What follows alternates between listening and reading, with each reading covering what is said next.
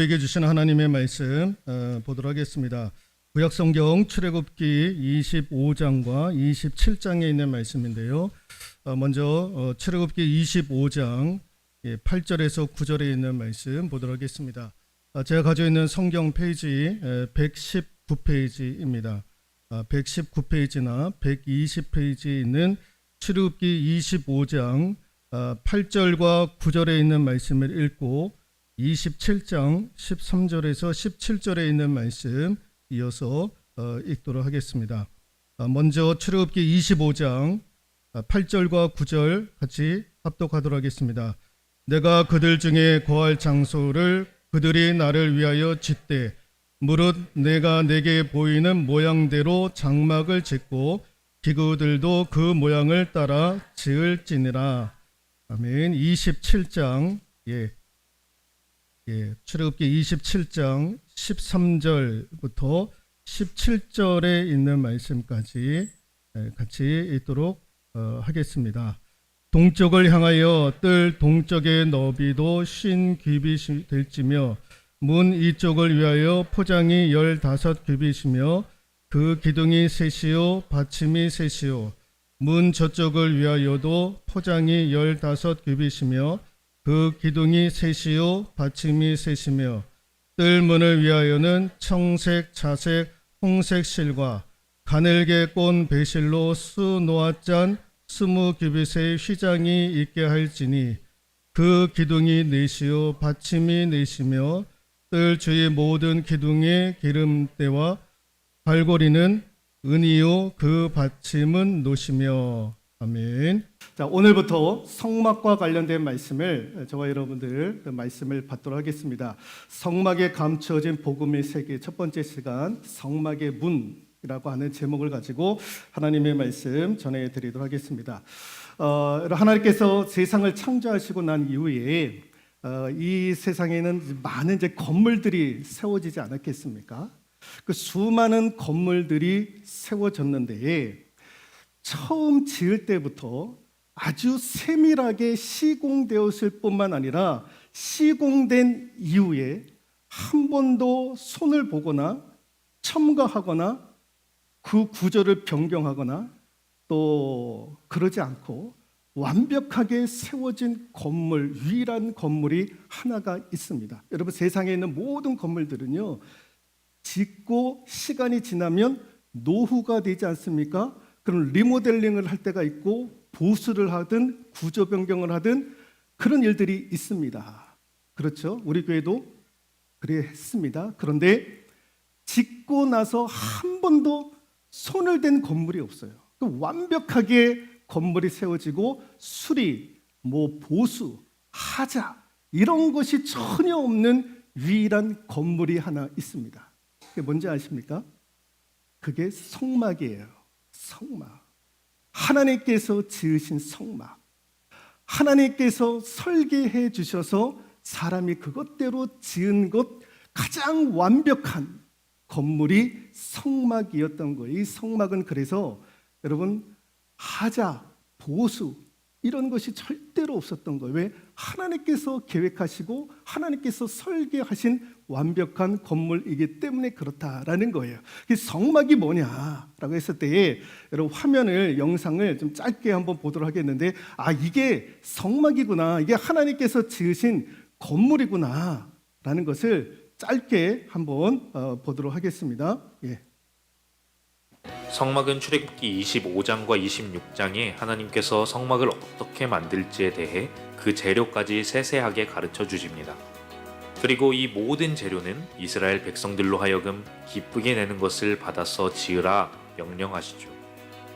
단 하나뿐인 성소의 문이 있는 동쪽을 기준으로 번제단, 물두멍, 그리고 성막이 있는데 성막에 들어가게 되면 성소와 지성소가 있습니다. 동쪽인 성막의 입구로 들어와서 예물을 드리게 되는데 번제단을 기준으로 북쪽에서 예물을 드리는 사람이 가축을 잡습니다. 그렇게 해서 잡게 된 가축의 피를 가져다가 번제단 네 모퉁이에 있는 번제단의 뿔에 피를 묻히고 가축을 번제단 위에다가 올립니다. 그렇게 태우게 되면 그것은 화제로서 하나님 앞에 향기로운 냄새로 드려지는 것이죠. 번제단에서 조금 더 이동하게 되면 그 앞에 물두멍이 있습니다. 물두멍에서는 제사장들이 손이나 발을 씻도록 되어 있습니다. 이때 손이나 발을 씻지 않고 성막 안에 들어가게 되면 제사장은 반드시 죽게 됩니다. 성막 안에 있는 성소를 보면 그 바깥에는 해달 가죽으로 덮여져 있습니다. 그 안에 들어가게 되면 나오는 곳이 바로 성소입니다. 이 성소에는 제사장들만이 들어올 수 있습니다. 제사장들이 들어오면 입구인 동쪽을 기준으로 서쪽인 지성소 앞에는 분향단이 있습니다. 이 분향단에는 지정된 향을 섞어서 만든 것을 태움으로써 거룩한 향기를 냅니다. 성소에서 북쪽에 보이는 것이 바로 떡상입니다. 떡상은 하나님 앞에 떡을 차려서 놓는 것을 말하는데 12장의 진설병을 2줄로 6장씩 쌓아 놓습니다. 그리고 성소의 남쪽에는 살구나무 꽃 모양을 한 등잔대가 있습니다. 이 성소 안에 더욱 거룩한 곳은 바로 지성소입니다. 지성소에는 대제사장만이 들어갈 수 있는데 1년에 딱 하루 있는 속죄일에만 들어갈 수 있습니다. 이 지성소 안에는 언약궤가 있습니다. 언약궤 위에 있는 것이 바로 속죄소인데 그룹이라고 하는 천사 2명이 서로 날개를 맞대고 언약궤를 덮고 있는 모습을 가집니다. 법궤 안에는 3가지 물건이 들어있습니다. 첫째는 시내산에서 모세가 하나님께로부터 받은 2 돌판이 있고, 두 번째는 광야 40년간 하나님께서 먹여주신 만나, 그리고 3번째는 아론의 쌍난 지팡이입니다. 이렇게 해서 보면 이스라엘 백성은 이 법궤를 40년 내내, 그리고 가나안 땅에 들어와서까지도 하나님께서 주신 말씀을 기억하고 일용할 양식을 주신 하나님을 기억하면서 이 법궤를 늘 기도와 예배의 중심에 놓았던 것. 보도록 하겠습니다. 이제 여러분 보신 바와 같이 저게 이제 성막입니다. 보실 때에 뭐 저게 그렇게 뭐 세련된 건물도 아닌 것 같고, 그런데 저게 하나님께서 설계하신 건축물 중에 최고의 건축물이었다라는 것입니다. 여러분, 이제 하나님께서 이스라엘 백성들을 출애굽시킬 때에 광야에서 하나님께서 이스라엘 백성들에게 주신 2가지 위대한 것이 하나가 있는데, 그 중에 하나가 무엇이냐면은 십계명입니다. 십계명. 모세를 통해서 시내산에서 십계명을 주셨잖아요. 십계명은 인간의 죄를 깨닫게 하는 역할이 십계명입니다. 여러분, 1계명부터 10계명을 지키면 여러분 구원 받습니까? 천국 갑니까? 아니라고요. 10계명 1계명부터 10계명을 다 지키면 구원받고 천국 가고 영생을 얻을 수가 있습니다. 그런데 10계명 1계명부터 10계명까지 누가 지키냐고요. 그 완벽하게 지킬 수 있는 사람이 있습니까? 없어요. 그래서 10계명을 통해서 하나님께서 우리에게 주시는 메시지가 무엇입니까? 죄를 깨닫게 하는 거예요. 아, 우리는 죄인이구나. 이것을 깨닫게 하는 것이 10계명입니다. 10계명을 지키라 라고 말씀을 하셨지만 동시에 우리가 죄인됨을 깨닫게 하는 것이 십계명입니다.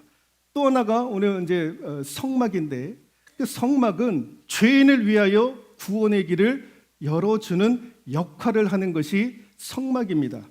여러분, 인간이 죄로 말미암아 하나님과 단절이 되었어요. 이 단절의 고통을 해소하기 위해서 하나님께서 광야 때 지으신 것, 지으라 하는 것, 그게 성막입니다. 성막을 통해서 이스라엘 백성들은 죄 용서를 받고 하나님을 만날 수 있는 은혜의 통로, 은총의 통로가 무엇이냐? 성막이다라는 거예요. 같이 한번 읽어볼까요? 죄인이 죄를 용서받고 하나님을 만날 수 있는 은총의 통로가 성막이다라는 거예요. 그래서 예수 그리스도가 오시기 전에 성막은 이스라엘 백성들이 죄를 용서받기 위해서 찾는 장소가 성막이었던 거예요. 그래서 여러분, 성막은 뭘 상징을 하느냐? 예수 그리스도와 그의 교회를 상징하는 것이 성막입니다.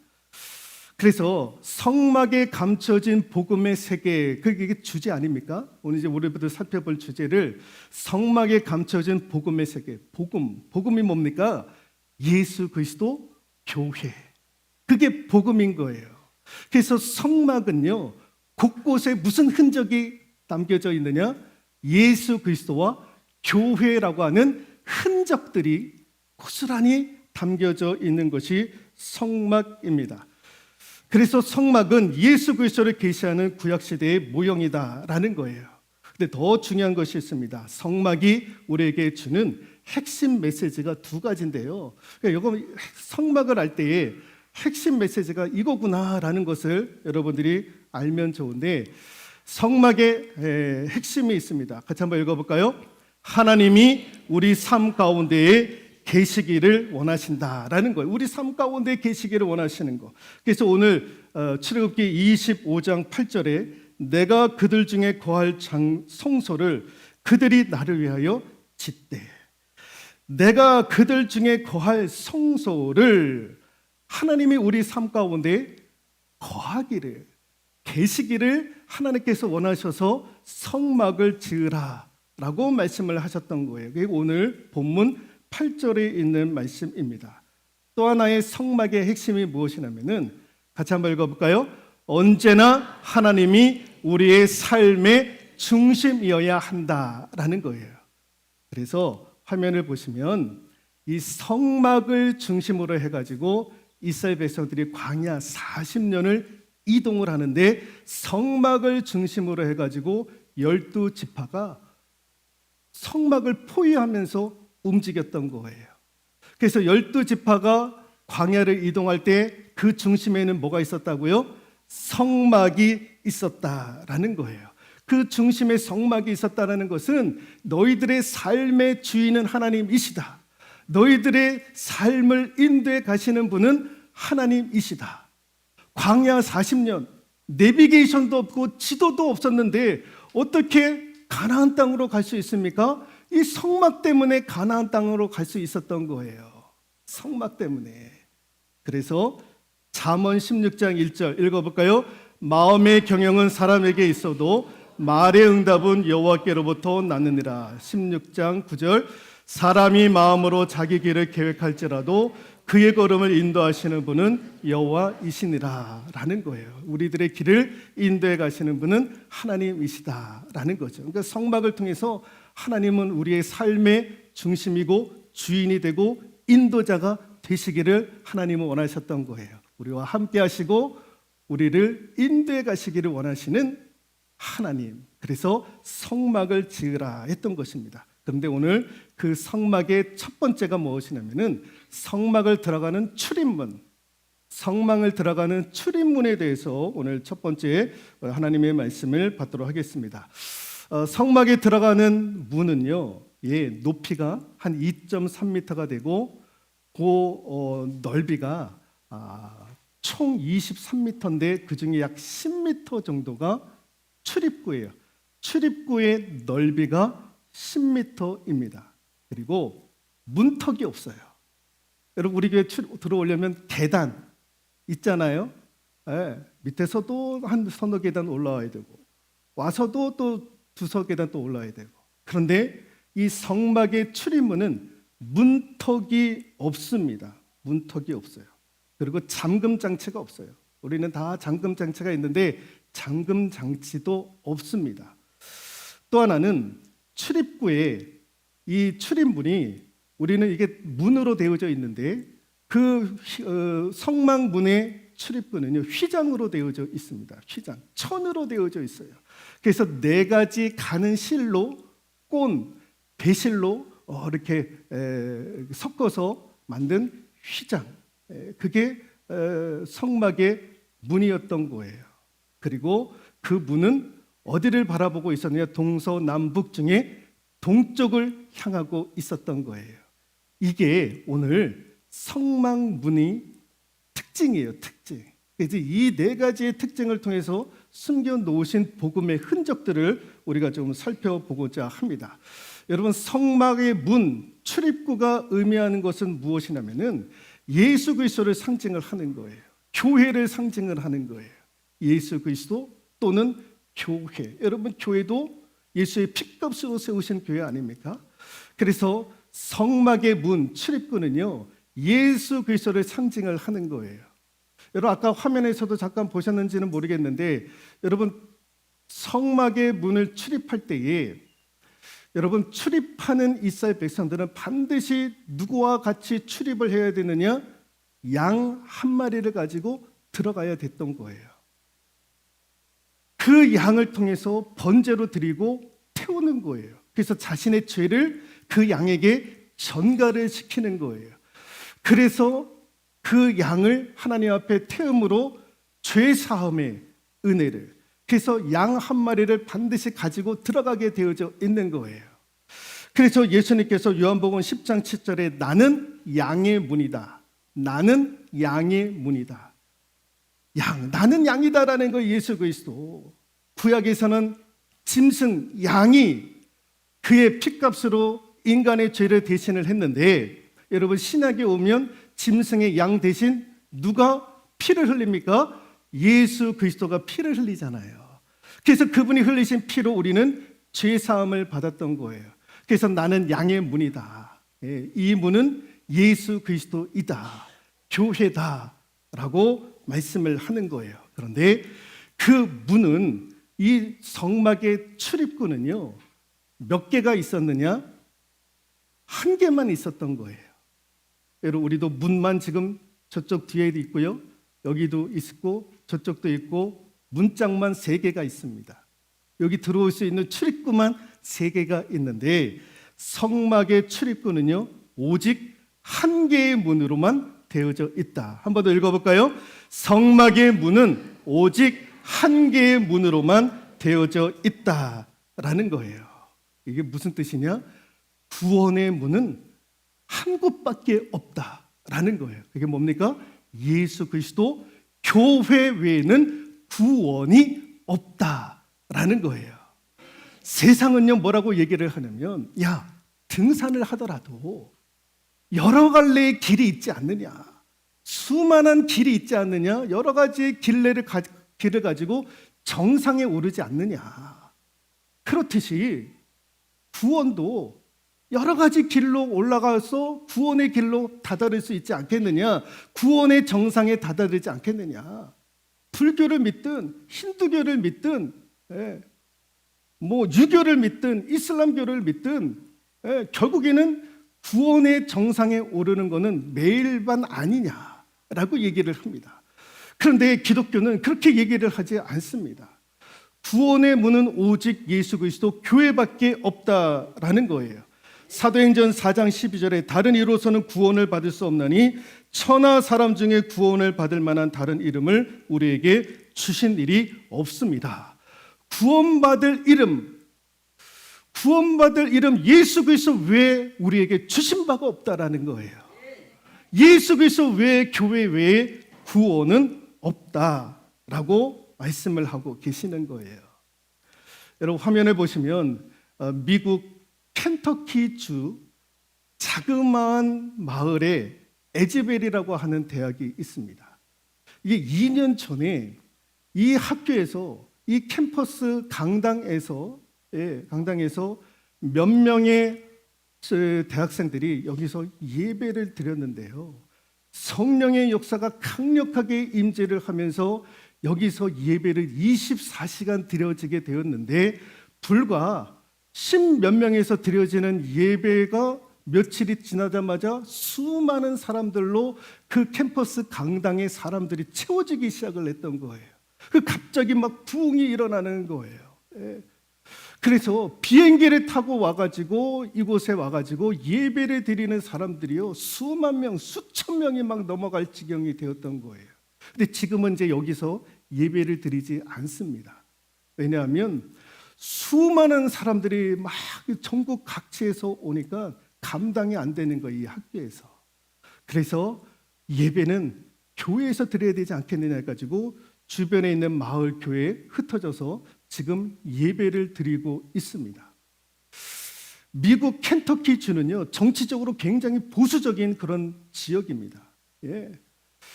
교회 세도 굉장히 열악한 그런 곳이었던 거예요. 그런데 여기에서 불과 몇 명의 학생들이 예배를 드리면서 부흥을 경험을 했던 거예요. 그래서 많은 사람들이 궁금했는데 도대체 이 부흥이 일어난 원인이 무엇인가라고 했었을 때에 그 중에 하나가 무엇이냐면은 지금 젊은이들이 뭐에 대한 열망이 있느냐? 진짜에 대한 열망이 있더라라는 거예요. 진짜에 대한 열망. 여러분 그 열망은요 누가 부어주시느냐? 성령이 부어주시는 거예요. 여러분 마귀는 거짓의 아비라고 그러지 않습니까? 그러니까 거짓, 가짜 이게 이제 마귀가 습성 아닙니까? 근데 성령이 찾아오면 진짜에 대한 열망이 있는 거예요.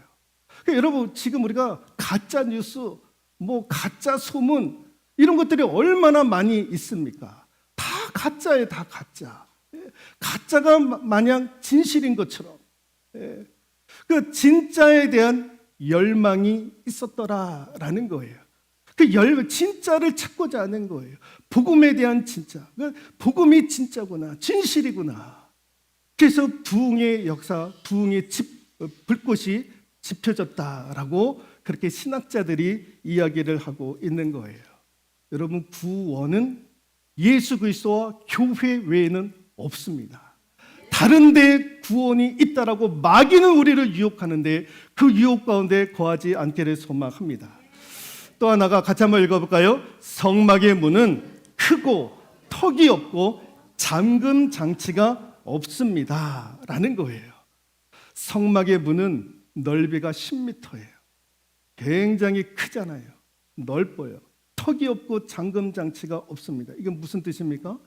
누구든지 예수 그리스도 앞에 나올 수 있다라는 거예요. 누구든지 교회 안에 들어올 수 있다라는 거예요.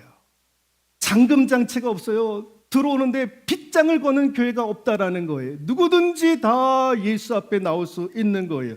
요한복음 3장 16절에 하나님이 세상을 이처럼 사랑하사 독생자를 주셨으니 이는 저를 믿는 자마다 멸망치 않고, 저를 믿는 자마다 멸망치 않고, 저를 믿는 자마다 누구든지 예수 그리스도를 믿을 수 있다라는 거예요. 예수 그리스도 앞에 나오는 자는요 누구든지 다 나올 수 있는 거예요. 부자나 가난한 자나 있는 자나 없는 자나 배운 자나 그렇지 못한 자나 누구든지 남녀노소 차별 없이 다 예수 앞에 나올 수 있는 거예요.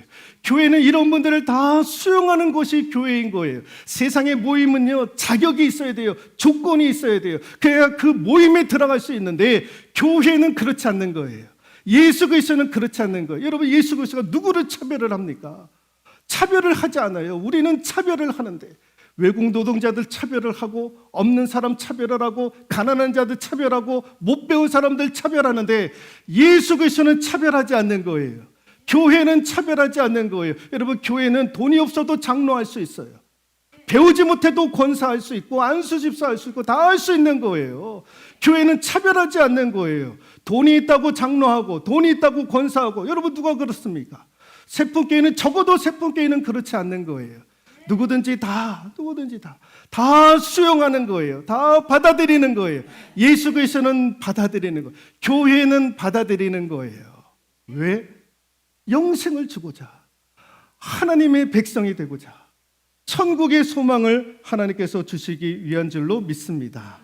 또 하나는 여기 보시면 입구에 저렇게 이제 헝겊으로 이제 4가지 색으로 꼰 휘장으로 되어져 있는 문을 보고 계시는데, 자, 세 번째 같이 한번 읽어볼까요? 성막의 문은 동쪽에 위치를 하고 있습니다. 그게 27장 13절에 동쪽을 향하여 라고 출애굽기 27장 13절은 그렇게 기록을 하고 있습니다.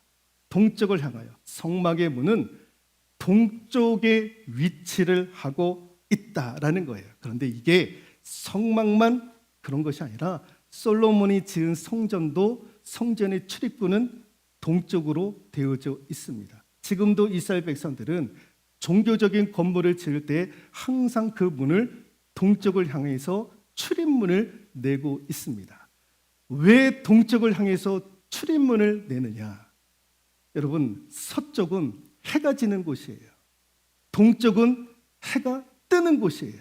그래서 동쪽은 희망이 있는 거예요. 소망이 있는 거예요. 서쪽은 지는 거예요. 어둠이 있는 거예요. 슬픔이 있는 거예요. 그래서 성막은 동쪽에 위치하고 있는 게 그게 무엇이냐? 성막의 문을 출입하면 무엇이 보여지느냐? 희망이 보여진다라는 거예요. 소망이 보여진다라는 거예요. 그러니까 사람들이 성막에 들어올 때는요, 무엇을 가지고 들어오느냐? 죄를 가지고 들어오는 거예요. 근데 나갈 때에는 죄를 버리고 나가는 거예요. 왜? 동쪽은 소망이니까. 사람들이 문제를 가지고 교회에 나와요. 문제를 가지고 예수님 앞에 나와요. 그런데 나와서 은혜 받고 문제 해결을 받게 되는 거예요. 들어올 때는 어둠, 들어올 때는 아픔, 들어올 때는 절망을 가지고 들어오는 거예요. 근데 나갈 때는 소망을 가지고 나아가는 거예요. 문제 해결을 받고 나아가는 거예요. 그래서 동쪽으로 들어오라는 거예요. 여기에 희망이 있다라는 거예요. 여기에 소망이 있다라는 거예요. 예수 그리스도, 교회가 소망이라는 거예요. 여기 오면 다 산다라는 거예요. 세상은 다 어둠이고 아픔이고 상처고 문제투성이이지만 교회로 들어오면 해결된다라는 거예요. 모든 것이 다 해결되어지는 곳, 소망이 있는 곳으로 들어오라라는 거예요. 그래서 여러분, 하나님도 세상을 창조하실 때에 하루의 시간을 계산할 때에 어떻게 계산을 하셨느냐? 창세기 1장 2장을 보면은 저녁이 되고 아침이 되니 이는 첫째 날이다. 저녁이 되고 아침이 되니, 이게 하나님의 하루의 시간 계산법이에요. 우리는 어떻습니까? 우리는 아침이 시작이고 저녁이 끝이에요. 그런데 하나님은 그렇지가 않은 거죠. 예, 저녁이 되고 아침이 되니. 사람은 아침에 희망으로 시작하다가 저녁에 뭘로 끝마치느냐? 절망으로, 아픔으로, 어둠으로 끝마치는 거예요. 근데 하나님의 시간은요, 절망으로 시작을 하는데 끝은 어떻게 됩니까? 소망으로. 예. 저녁이 되고 아침이 되니. 예. 절망으로 시작하지만 거기서 끝나지 않는다라는 거예요. 거기서 끝나지 않는다라는 거죠. 그래서 성막으로 들어오면, 그 출입구로 들어오면 소망이 생긴다라는 거예요. 희망이 생기더라라는 것입니다. 또 하나는 같이 한번 읽어볼까요? 성령의 역사가 시작되는 곳, 축복의 길, 소망의 역사가 시작이 되는 곳, 그게 이제 성막의 출입문이다. 그래서 동쪽은 이런 의미가 있다라는 것입니다. 마지막 같이 한번 읽어볼까요? 4가지 색의 가는 배실로 짜여져 있다라는 거예요. 아까 이제 여기 보셨지만, 예, 저기 이제 빨간색도 있고 뭐 하얀색도 있고, 이제 휘장이 이렇게 가는 배실로 이렇게 다 섞고 짜가지고 이렇게 휘장으로 만들어 놓았어요. 이 4가지 색이 들어가요. 성막 출입구는요. 휘장이 4가지 색. 그 4가지 색이 뭐냐라고 했었을 때에 출애굽기 27장 16절에도 나와 있습니다만은 4가지 색이 들어갑니다. 하나는 청색, 자색, 홍색, 가는 배실, 하얀색 배실이 들어갑니다. 청색은요, 하늘을 상징을 하는 거예요. 이게 생명을 상징을 하는 거죠. 그래서 생명 대신 예수 그리스도, 예수 그리스도 안에 들어오면 절망이 없는 거예요. 다 살리게 하는 거죠. 자색은요, 옛날에 임금이 입었던 옷의 색깔인 거예요. 그래서 자색이 의미하는 것은 예수님은 우리의 왕이시다, 우리의 임금이시다. 홍색은 빨간색, 예, 피를 상징을 하죠. 고난당하신 예수 그리스도를 상징을 하는 거예요. 가는 배실, 이거는 하얀색인 거예요. 죄 없으신 예수님, 죄 없으신 예수님이 우리를 살리기 위해서 피를 흘리시는, 고난당하시는 예수님. 이 청색, 자색, 홍색, 가는 배실이 의미하는 것이 무엇이냐? 휘장을 들어올 때에, 성막의 출입문을 들어올 때에, 교회에 들어올 때에, 출입구를 들어올 때에 4가지의 신앙의 고백을 하고 들어오라는 거예요. 교회당 들어올 때에, 저 출입문 들어올 때에, 예, 신앙의 고백을 하고 들어오라라는 거예요. 예수 그리스도는 생명의 예수 그리스도이시고, 우리의 주인 되어 주시고, 우리를 위해서, 온 인류를 구하기 위해서 고난당하신 예수 그리스도이시나 죄 없으신 예수님. 이런 분명한 신앙의 고백을 하고 들어오라라는 거예요. 여러분 베드로가 고백하라 주는 그리스도시요 살아계신 하나님의 아들입니다 라고 하는 신앙의 고백이 이 네 가지의 신앙의 고백으로부터 오는 거예요. 예수님은 생명의 주인 되어주시고 온 인류의 임금이 되어주시고 죄는 없으셨으나 우리를 구원하시기 위해서 고난당하는 자로 이 세상에 오셨다라고 하는 이 신앙의 고백을 하고 들어오라는 거예요. 들어오라는 거. 이 신앙의 고백이 분명해야 될 줄로 믿습니다. 이 신앙이 흔들리면 아니 되는 거예요. 이 신앙에 붙어 있으면, 이 신앙이 되어져 있으면 어딜 가든지 당당한 거예요. 자신감 있게 사는 거예요. 두려워하거나 불안해하지 않게 되는 거죠. 여러분, 이 성막의 문을 통해서 오늘 예수 그리스도의 흔적을 우리가 찾을 수 있기를 소망합니다. 그래서 우리가 그 예수 그리스도 외에는 구원이 없다라는 것, 누구든지 예수 그리스도에게 나올 수 있다라는 것, 그리고 그 문으로 돌아올 때에 축복과 소망이 시작되는 곳이 예수 그리스도이시고 교회이다라는 것, 그리고 분명한 신앙의 고백이 이루어지는 저와 여러분이 되실 수 있기를 주님의 이름으로 축원드리도록 하겠습니다.